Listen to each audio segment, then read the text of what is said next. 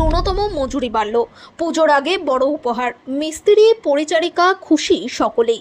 কেন্দ্রীয় শ্রম কমিশনারের বিজ্ঞপ্তিতে দেখা গেছে, বৃহস্পতিবার কেন্দ্রীয় সরকার কৃষি ও শিল্প শ্রমিকদের জন্য কেন্দ্রীয় ন্যূনতম মজুরি বৃদ্ধি করেছে, যা দক্ষতার স্তর এবং সেক্টরের ধরনের সাথে যুক্ত। ন্যূনতম মজুরি আইন 1948-এর বিধান অনুসারে কেন্দ্র ও রাজ্য সরকার উভয়ই তাদের আওতাধীন ক্ষেত্রগুলিতে নিযুক্ত শ্রমিকদের ফ্লোর মজুরি নির্ধারণ, পর্যালোচনা এবং সংশোধন করার ক্ষমতা দেওয়া হয়েছে।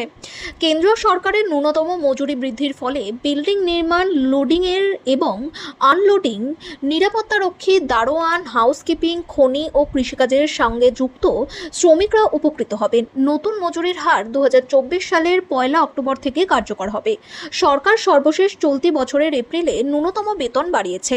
একটি ন্যূনতম বা তল মজুরি সর্বনিম্ন পারিশ্রমিক বা নিয়োগকর্তাদের অবশ্যই শ্রমিকদের দিতে হবে। আইন দ্বারা সুরক্ষিত এবং ব্যক্তিগত বা একচেটিয়া চুক্তি দ্বারা উল্টে দেওয়া যায় না। বিজ্ঞপ্তিতে বলা হয়েছে, সংশোধনের পর অধ্যক্ষ কাজের জন্য নির্মাণ, ঝাড়ু দেওয়া, পরিষ্কার, লোডিং এবং আনলোডিংয়ের কাজে নিয়োজিত শ্রমিকদের ন্যূনতম মজুরি হবে দৈনিক 783 টাকা বা মাসে 20,358 টাকা।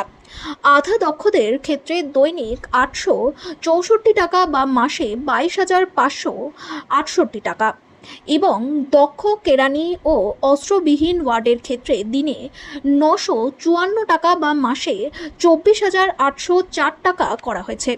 অন্তত দক্ষ এবং অস্ত্র হাতে নজরদারির জন্য ফ্লোর মজুরি হবে দৈনিক 1035 টাকা বা মাসে 26,910 টাকা।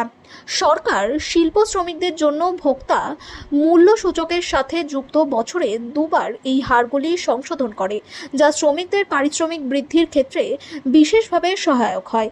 এর জেরে বিপুল সংখ্যক শ্রমিক উপকৃত হবেন বলে মনে করা হয়। সব মিলিয়ে এই মজুরি বৃদ্ধির জেরে বিপুল সংখ্যক শ্রমিক উপকৃত হবেন। পুজোর আগে এই খবর প্রচুর শ্রমিকের মুখে হাসি ফুটবে। মূলত অসংগঠিত ক্ষেত্রে যারা কাজ করেন তাদের ক্ষেত্রে এবার বড় সুবিধা হলো।